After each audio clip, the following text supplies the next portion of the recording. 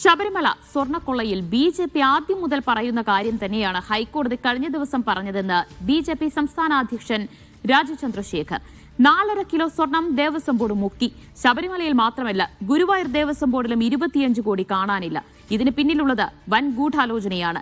Devaswom board ഇടപാടുകളെ സംബന്ധിച്ച് സമഗ്രമായ അന്വേഷണം നടത്തണമെന്നും രാജീവ് ചന്ദ്രശേഖർ ആവശ്യപ്പെട്ടു. ഇത് ആദ്യം മുതൽ ബി.ജെ.പി. പറഞ്ഞ കാര്യം 4.5 കിലോഗ്രാം 4.5 കിലോ സ്വർണം കൊള്ള ചെയ്ത് ദേവസ്വം ബോർഡ്.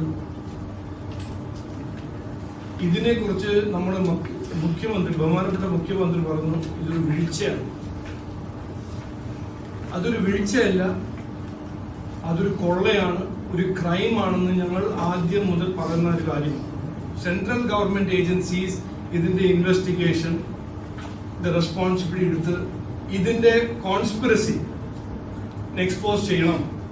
ഇത് ശബരിമലയിൽ മാത്രമല്ല, ഇന്നത്തെ റിപ്പോർട്ടിൽ ഞാൻ കാണുന്നു ഗുരുവായൂർ ദേവസ്വം 25 കോടി മിസ്സിംഗ് ആണ്. അപ്പോ ഇത് ഒരു ഗൂഢാലോചന, ഒരു കോൺസ്പിറസി ആണെന്ന് എല്ലാവർക്കും കൃത്യമായി മനസ്സിലായിട്ടുണ്ട്.